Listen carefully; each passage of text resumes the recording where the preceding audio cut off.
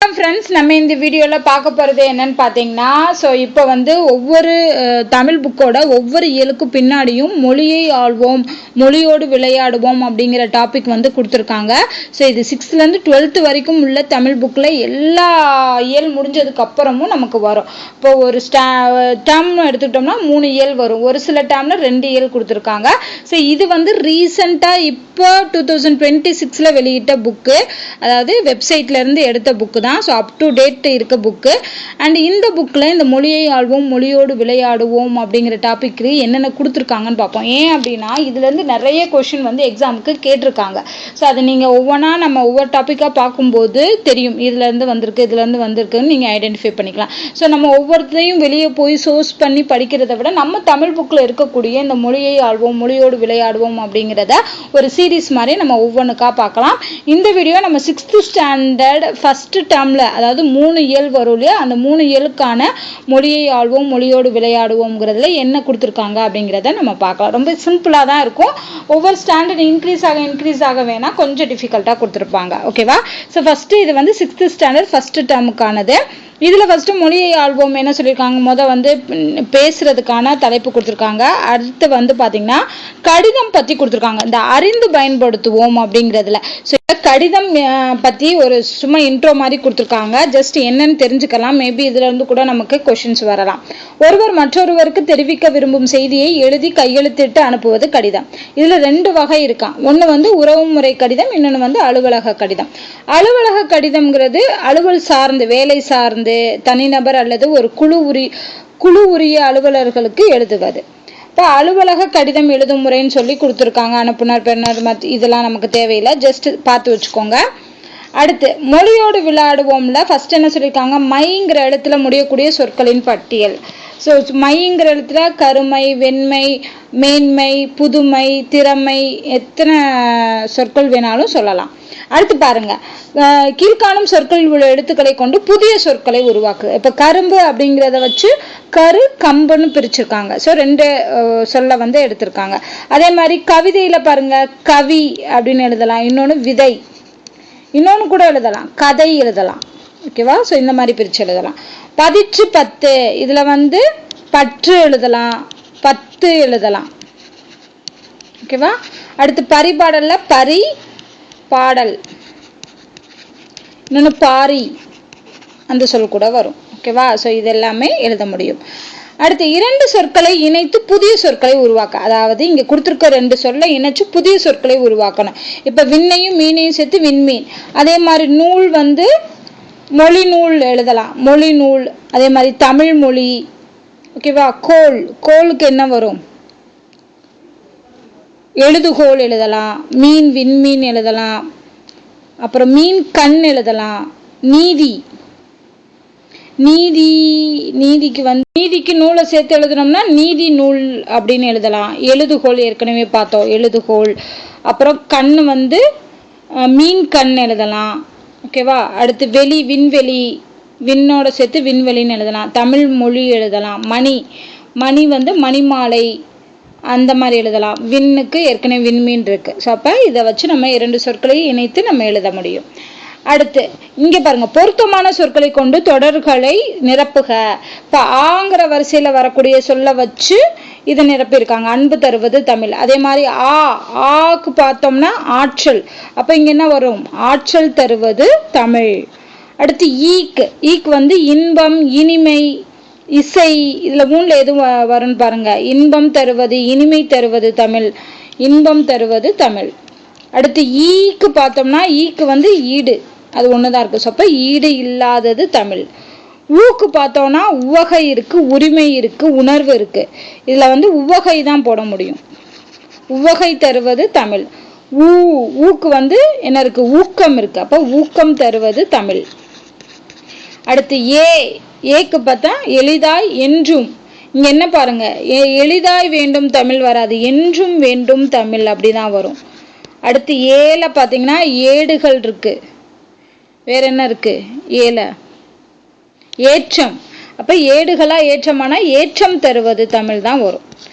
இந்த சொற்கள் எல்லாத்தையும் நம்ம நிரப்பியாச்சு. அதுக்கப்புறம் பார்த்தீங்கன்னா என் பொறுப்புகள்னு சொல்லி சிலது கொடுத்துருக்காங்க. அடுத்து இதுதான் ரொம்ப முக்கியம், கலைச்சொற்கள் கொடுத்துருக்காங்க. ஸோ இதில் இருக்க கலைச்சொற்கள் என்னங்கிறத பார்க்கலாம். வலஞ்சுழி, வலஞ்சுழினா கிளாக் வைஸ், அதாவது கடிகாரம் சுத்தக்கூடியது எந்த டைரக்ஷனில் சுற்றுதோ அது கிளாக் வைஸ், இது ஆன்டி கிளாக் வைஸ். அப்போ இது வலது பக்கம், இது இடது பக்கம். அப்போ வலஞ்சுழி இடஞ்சுழிங்கிறப்ப இடஞ்சுழினா ஆன்டி கிளாக் வைஸ். இணையம் அப்படின்னா இன்டர்நெட் வரும். தேடுபொறி சர்ச் இன்ஜின், கூகுள் சர்ச் இதெல்லாம் வந்து சர்ச் இன்ஜினில் வரும். தேடுபொறி. செயலினா ஆப். குரல் தேடுனா வாய்ஸ் சர்ச். தொடுதிரை டச் ஸ்கிரீன். மின்னஞ்சல் வந்து இமெயில். ஸோ இதோட வந்து அந்த ஒரு இயலுக்கான மொழியோடு விளையாடு அண்ட் மொழியை ஆல்பம் பார்த்துட்டோம். அடுத்த இயலுக்கானது பார்க்கலாம். ஸோ மொதல் பாருங்க, கேட்டு கண்டு அறிந்து மகிழ, அது தேவையில்லை. இதில் கட்டுரைக்கு என்ன இன்ட்ரோ கொடுத்துருக்காங்கன்னு மட்டும் பார்த்துருக்கலாம். ஏதேனும் ஒரு பொருளை பற்றிய தகவலை தொகுத்து உரைநடை வடிவில் எழுதப்படுவது கட்டுரை. கட்டுரைன்னா என்னென்ன இருக்கணும்? கண்டிப்பாக முன்னுரை இருக்கணும், பொருளுரை இருக்கணும், முடிவுரை இருக்கணும். அதாவது சுருங்க சொல்லி விளங்க செய்வதுக்கு தான் சிறந்த கட்டுரை அப்படின்னு சொல்றாங்க. முன்னுரைனா என்ன? நம்ம எதை பற்றி எழுத போகிறோம் அப்படிங்கிறத ஒரு அறிமுகமாக சொல்கிறது தான் வந்து முன்னுரை. பொருளுரை அப்படின்னா நம்ம எடுத்துக்கிட்ட தலைப்பை பற்றியான செய்திகளை எல்லாத்தையும் பத்தியாக பிரித்து எழுதக்கூடியது தான் பொருளுரை. முடிவுரைங்கிறது கடைசியில் நம்ம சொல்ல வந்ததை எப்படி சொல்லியிருக்கோம் அப்படிங்கிறத சொல்கிறது வந்து முடிவுரை. ஸோ இதை வச்சு எழுதியிருக்காங்க, அது நமக்கு தேவையில்லை. நம்ம எக்ஸாம் பாயிண்ட் ஆஃப் வியூவில் அது நமக்கு தேவைப்படாது. அடுத்து பாருங்கள், தொடர்களை பிரித்து 2 தொடர்களாக எழுதுக. அதாவது எக்ஸாம்பிள் சொல்லியிருக்காங்க. பல நாட்களாக மழை பெய்ததால் பயிர்கள் வாடின. ஸோ இது வந்து 2ஆக பிரிக்கணும். அப்போ பல நாட்களாக மழை பெய்யவில்லை, பயிர்கள் வாடின. இது ஒரு தொடர், இது ஒரு தொடர். அப்போ 2 தொடராக பிரிச்சிட்டோமா? அதே மாதிரி இங்கே பாருங்க, கபிலன் வேலை செய்ததால் களைப்பாக இருக்கிறான். அப்ப என்ன வரும்? கபிலன் வேலை செய்தான், ஓகேவா? செய்தானோட இந்த தொடர் முடிஞ்சிருச்சு. அப்புறம் வந்து களைப்பாக இருக்கிறான்ங்கிறது இன்னொரு தொடர். அடுத்து இலக்கிய இனிமையாக பாடியதால் பரிசு பெற்றாள்.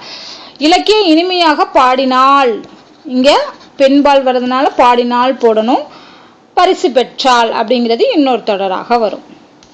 பொருத்தமான சொல்லை தேர்ந்தெடுத்து எழுத சொல்லியிருக்காங்க. பறந்து விரிந்து இருப்பதால் கடலுக்கு பறவை என்று பெயர். எதனால பறவைன்னு சொல்றோம்னா அது பறந்து விரிந்து இருக்குது.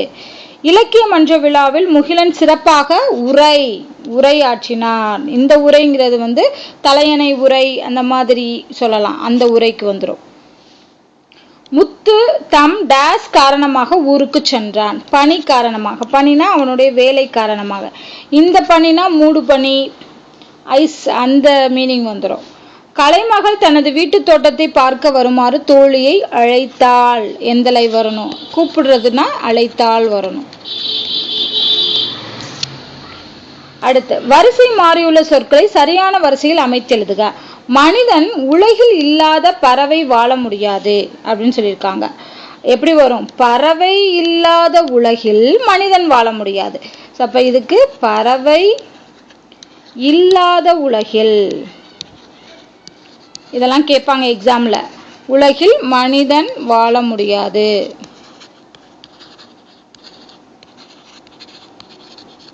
அடுத்து மிகப்பெரிய சண்டியாகோ மீனை பிடித்தார். எப்படி வரணும்? ஃபர்ஸ்ட் பேர் சொல்லணும். ஸோ சாண்டியாகோ மிகப்பெரிய மீனை பிடித்தார்னு வரணும். மிகப்பெரிய மீனை பிடித்தார். அங்க உள்ள சொற்களே தான் நம்ம வரிசைப்படுத்தி எழுதுறோம். மனிதர் இந்தியாவின் டாக்டர் சலீம் அலி. இது எப்படி சொல்லணும்? பறவை மனிதர், இந்தியாவின் பறவை மனிதர்னு சொல்லணும். ஃபர்ஸ்ட் இந்தியா வந்திருக்கு இல்லையா? அப்ப இந்தியாவின் பறவை மனிதர், இந்தியாவின் பறவை மனிதர் டாக்டர் சலீம் அலி. டாக்டர் சலீம் அலி, அவ்வளோதான். அப்போ அவங்க கொடுத்ததை நம்ம சரியான வரிசையில் அமைத்து எழுதியாச்சு. அடுத்து கட்டிடங்கள் சில சொற்கள் மறைந்துள்ளன, குறிப்புகளை கொண்டு அவற்றை கண்டுபிடிக்க. முதல் கொஸ்டின் என்னன்னு பார்ப்போம். அகதி என்னும் பொருள் தரும் சொல். அகதினா என்ன? நாடு விட்டு நாடு வந்தவங்க, ஆதரவற்றவர்கள் அப்படின்னு சொல்லலாம். அதுக்கு இதுல உள்ள மீனிங் இந்த பாக்ஸ்ல இருந்து எடுத்தோம்னா என்ன மீனிங்னா ஏதிலி. நல்லா ஞாபகம் வச்சுக்கோங்க, இந்த வேர்டெல்லாம் நம்ம ஃபர்ஸ்ட் டைம் கேட்குறோம். ஸோ இதெல்லாம் எக்ஸாமில் கேட்குறதுக்கு வாய்ப்பு இருக்குது. ஸோ அகதி என்னும் பொருள் தரும் சொல் எது? இதில் ஏதிலி. முதல் எழுத்துக்களின் எண்ணிக்கை, முதல் எழுத்துக்கள் மொத்தம் 30. ஸோ இப்போ ஆன்சர் இதுக்கு 30. பறவைகள் இடம்பெயர்தலை டேஸ் என்பர், வலசை போதல். ஓகேவா? ஸோ அது அப்படியே வரிசையா இருக்கு. ஸோ இதுக்கு ஆன்சர் வந்து வலசை போதல். சத்திமுத்த புலவரால் பாடப்பட்ட பறவை, சத்திமுத்த புலவர் எந்த பறவையை பாடியிருப்பார்னா செங்கால் நாரை. ஸோ இப்போ ஆன்சர் இதுக்கு செங்கால் நாரை. ஆயுத எழுத்தின் வேறு பெயர், ஆயுத எழுத்துக்கு வேறு பெயர் என்னது? தனிநிலை எழுத்து. ஸோ அப்போ தனிநிலை, ஏன்னா தனித்து வரும், தனிநிலை. அப்போ இதுல இருந்து நம்ம ஆன்சர் எழுதியாச்சா? அடுத்து பாருங்க, படிப்போம் பயன்படுத்துவோம். ஆக்சுவலாக கலை சொற்கள்னு முன்னாடி புக்கில் கொடுத்துருந்தாங்க, பட் இந்த புக்கில் படிப்போம் பயன்படுத்துவோம்னு கொடுத்துருக்காங்க. கண்டம், கண்டம்னா கான்டினென்ட். தட்ப வெப்பநிலைனா கிளைமேட், வானிலை வெதர். வலசை, வலசை போகுதுன்னா மைக்ரேஷன் சொல்லுவோம், ஒரு இடத்துல இருந்து இன்னொரு இடத்துக்கு போகிறது. புகலிடம்னா சாங்சுரி. புவி ஈர்ப்பு புலம், புவி ஈர்ப்பு புலம்னா கிராவிடேஷனல் ஃபீல்டு. ஸோ இதோட வந்து இரண்டாவது இயலுக்கான மொழியை ஆள்வோம் மொழியோடு விளையாடு பார்த்தாச்சு. இது மூன்றாவது இயல். ஸோ இதோட வந்து உங்களுக்கு 6th ஃபர்ஸ்ட் டேர்ம் வந்து கம்ப்ளீட் ஆயிரும். இதில் என்ன சொல்லியிருக்காங்கன்னு பாருங்க, மொழியை ஆல்பம்ல சில பாடல்கள் கொடுத்துருக்காங்க. அந்த பாடல் என்னங்கிறதையும் தெரிஞ்சுக்கோங்க.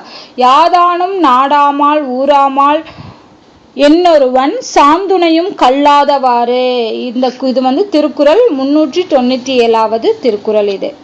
அடுத்து பார்த்தீங்கன்னா, ஆற்றவும் கற்றார் அறிவுடையார் அஃதுடையார் நாற்றிசையும் செல்லாத நாடு இல்லை, அந்நாடு வேற்று நாடு ஆகா தமவே ஆம் ஆயினால் ஆற்றுனா வேண்டுவது இல், ஆற்றுனா வேண்டுவது இல். இந்த லைன் வர்றது பழமொழி 400, பழமொழி 400ங்கிற நூலில் வரக்கூடியது. ஸோ இந்த லைன்லாம் ஞாபகம் வச்சுக்கோங்க. இதுக்கு மேற்கோள் கொடுத்து இந்த பாடல் எந்த நூலை சார்ந்ததுங்கிற மாதிரி கேள்வி கேட்கலாம்.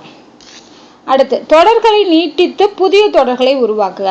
பாடம் படித்தான் கொடுத்தாங்கன்னா அதை எப்படி எழுதியிருக்காங்க? வகுப்பில் பாடம் படித்தான், தமிழ் வகுப்பில் பாடம் படித்தான், நேற்று தமிழ் வகுப்பில் பாடம் படித்தான், அவன் நேற்று தமிழ் வகுப்பில் பாடம் படித்தான். இந்த மாதிரி மழை பெய்ததுக்கு எழுதணும். மேகம் கருத்து மழை பெய்ததுன்னு எழுதலாம். மாலையில் மேகம் கருத்து மழை பெய்தது, இன்று மாலை மேகம் கருத்து மழை பெய்தது, அந்த மாதிரி எழுதலாம். ஸோ உங்கள் இஷ்டம் தான், எப்படி வேணால் எழுதிக்கலாம். அடுத்து பாருங்க, கீழ்கண்டவற்றுள் உள்ள நம் தலைவர்களின் பிறந்த நாளுக்குரிய விழாவை தேர்ந்தெடுத்த எழுதுக. ஸோ யாருடைய பிறந்த நாளை என்ன நாளாக கொண்டாடுறோம் அப்படிங்கிறது. காமராஜர், காமராஜர்னா என்ன நாள்? கல்வி வளர்ச்சி நாள். நான் அதுக்குரிய டேட்டும் எழுதியிருக்கேன். ஸோ காமராஜரோட பிறந்த நாள் வந்து என்னைக்கு அப்படிங்கிறத ஞாபகம் வச்சுக்கோங்க. அதை நம்ம கல்வி வளர்ச்சி நாளாக கொண்டாடுறோம், ஜூலை 15. எஸ் ராதாகிருஷ்ணன் அவர்கள் பிறந்த நாள் வந்து செப்டம்பர் 5. ராதாகிருஷ்ணன்னாலே ஆசிரியர், ஆசிரியர் தினம். ஸோ ஆசிரியர் தினம், ஆசிரியர் நாள் வந்து செப்டம்பர் 5. அப்துல் கலாம் பிறந்த தினம் வந்து அக்டோபர் 15. அப்துல் கலாம் பிறந்த தினம் வந்து மாணவர் நாள் என்று நம்ம வந்து செலிப்ரேட் பண்ணுறோம், மாணவர் நாள். விவேகானந்தர் பிறந்த தினம் வந்து ஜான்வரி 12, ஜான்வரி 12. விவேகானந்தர் வந்து தேசிய இளைஞர் நாள், தேசிய இளைஞர் நாள். கடைசியா யாரு? ஜவஹர்லால் நேரு நவம்பர் 14 வந்து குழந்தைகள் தினம். ஸோ இப்போ அதுக்குரிய அவங்களுடைய டேட்டும் ஞாபகம் வச்சுக்கோங்க, டேட்டு புக்கில் கொடுத்துருப்பாங்க. ஸோ இது வந்து இந்த டேட் எல்லாமே ஃபிக்ஸ் பண்ணி கொடுத்துருக்காங்க, அதுக்குரிய முக்கிய நாட்கள் என்னங்கிறது. அடுத்து, இரு பொருள் தரக்கூடிய சொற்களை பயன்படுத்தி சொற்றொடர் அமையுங்கள். இரு பொருள் தரக்கூடிய சொற்கள், இது வந்து நம்மளுடைய சிலபஸ்லேயே வரும். ஓகேவா? நம்ம ஏற்கனவே வீடியோவும் பார்த்துருக்கோம். நூல், மாலை, 6 படி. இதுக்கான 2 பொருள் தரக்கூடியது. நூல்னா என்ன சொல்லலாம்? படிக்கக்கூடிய புத்தகம், அதுவும் நூல் தான். இன்னொன்று வந்து தைக்கக்கூடிய நூல், ஓகேவா? ஆடைகள்லாம் நெய்யக்கூடிய நூல், அதுவும் சொல்லலாம். மாலை அப்படின்னா மாலை பொழுது, மாலை பொழுதுன்னு சொல்லலாம். இன்னொன்று அணியக்கூடிய மாலை அப்படிங்கிற பொருள். 6னா நதி, இன்னொரு 6னா எண், 6வது எண் அப்படின்னு சொல்லலாம். படினா படிக்கிறது, புக் எடுத்து புத்தகத்தை எடுத்து படிக்க வேண்டும் அப்படிங்கிற மாதிரி. இன்னொன்று படினா ஏணிப்படியை சொல்லலாம். ஸோ இது வந்து இரு பொருள் தரக்கூடிய சொற்கள். அடுத்து பாருங்க, பின்வரும் பத்தியை படித்து வினாவிற்கேற்ற விடையளிக்க. ஓகேவா? ஸோ இந்த மாதிரியும் எக்ஸாம்பிள் இப்போ ரீசெண்டாக கேட்குறாங்க. ஸோ ஃபர்ஸ்ட் என்ன கொடுத்துருக்காங்கன்னு பாருங்க. காமராசரோட லைஃப்ல நடந்த ஒரு விஷயத்த கொடுத்துருப்பாங்க. காமராசரின் வீட்டுக்குள் ஒரு சிறுவனும் அவனுடைய தங்கையும் நுழைய முயன்றனர். ஊழியர் அவர்களை தடுப்பதை காமராசர் கவனித்தார். உடனே அவர்களை உள்ளே அழைத்தார். யாரை பார்க்க வந்தீங்க என்று அன்புடன் வினவினார். எங்க அண்ணனுக்கு தேர்வுக்கு பணம் கட்ட அம்மாவிடம் வசதி இல்லை, உங்களை பார்த்தால் என்று சிறுமி கூறி முடிப்பதற்குள் அம்மா அனுப்பி விட்டாரா என்று காமராசர் கேட்டார். இல்லை, நாங்களாகத்தான் வந்தோம். அம்மா அப்பளம் போட்டு வீடு வீடாக கொண்டு போய் வித்துட்டு வருவாங்க, அதில் வரும் வருமானத்தை வச்சுதான் எங்களை படிக்க வைக்கிறாங்க என்று குழந்தைகள் கூறினர். இதனை கேட்டதும் மாடி ஏறி சென்று பணத்தை கொண்டு வந்து கொடுத்தார். மறுநாள் குழந்தைகள் இருவரும் காமராசரை தேடி வந்தனர். ஐயா, தேர்வுக்கு பணம் கட்டியாச்சு, இந்த ரசீதை அம்மா உங்களிடம் காட்டி வர சொன்னாங்க என்றார். இதனை கேட்டு காமராசர் மனம் நெகிழ்ந்தார். இதுதான் கொடுத்துருக்க பத்தி. இதுல இருந்து நம்ம என்ன கொஸ்டின் கேட்டிருக்காங்கன்னு பாருங்க. காமராசன் வீட்டிற்குள் நுழைய முயன்றவர்கள் யாரு? நுழைய வந்தவங்க யாரு? சிறுவனும் சிறுமியும். இந்நிகழ்வு சிறுவனது குடும்பத்தில் தாசின் பண்பை விளக்கியது. அவனோட குடும்பத்துல வறுமை, ஏழ்மையா இருந்திருக்கு அப்படிங்கிறதும் வரலாம். இன்னொன்று அவன் அந்த தேர்வுக்கு பணம் கட்டி அதுக்குரிய ரசீதை கொண்டு வந்து காமிச்சாங்க அப்படிங்கிறதுனால நேர்மையை குறிக்குது. ஓகேவா? ஸோ நேர்மை பண்பை விளக்குகிறது. என்ன பண்புன்னு சொல்லி கேட்டிருக்காங்க. இந்த நிகழ்வு அப்படிங்கிறப்போ நேர்மை தான். மறுநாள் குழந்தைகள் வந்ததும் காமராசர் மனம் நெகிழ்ந்தார். ஓகேவா? காமராசர் மனம் என்னது? நெகிழ்ந்தார்னு வரணும். சிறுவனும் சிறுமியும் எதற்காக காமராசன் வீட்டுக்கு வந்தாங்கன்னா தங்களுடைய அண்ணன் படிப்புக்காக உதவி கேட்டு. காமராசர் செய்த உதவி அது மேலேயே பார்த்தாலும் அவங்களுக்கான பணத்தை செலுத்தி இருப்பாரு. அவ்வளவுதான். நமக்கு தேவை 1 words மட்டும்தான். ஸோ அதனால 1 words மட்டும் பார்த்தாச்சு. அடுத்து பின்வரும் சொற்களை பயன்படுத்தி சொற்றொடர்களை உருவாக்கு. இப்ப பாருங்க, ஆசிரியர் மாணவன் 2 பேர் இருக்காங்க. இங்க கவிதை பாடம்னு கொடுத்துருக்காங்க. அதுக்கான வினை சொற்கள் கொடுத்துருக்காங்க. இப்போ ஆசிரியர் பாடம் கற்பிக்கிறது 3ஐயும் மிக்ஸ் பண்ணி நம்ம எழுதணும். இப்ப ஆசிரியர் பாடம் கற்பிக்கிறார்னு கொடுத்துட்டாங்க இல்லையா? இன்னொன்னு என்ன எழுதலாம்? ஆசிரியர் கவிதை எழுதுகிறார். ஓகேவா? ஆசிரியருக்கு தான் இந்த மரியாதையா சொல்லணும். எழுதுகிறார், கற்பிக்கிறார். ஆசிரியர் பாடம் படிக்கிறார் அப்படி கூட சொல்லலாம். மாணவனுக்கு என்ன சொல்லலாம்? மாணவன் கவிதை எழுதுகிறான் சொல்லணும். மாணவன் பாடம் படிக்கிறான் அப்படின்னு சொல்லணும். இந்த ரெண்டும் மாணவனுக்கு வரக்கூடியது.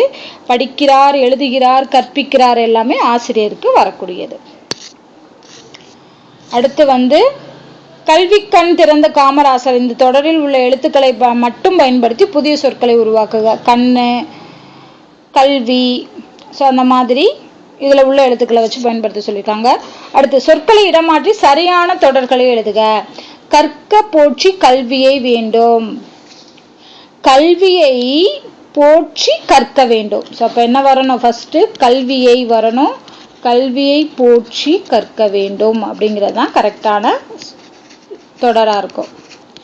அடுத்து பயனை கூடாது கற்றதன் மறக்க. கற்றதன் பயனை மறக்க கூடாது. அப்ப எதுக்கு எப்படி வரும்? கற்றதன் பயனை மறக்க கூடாது.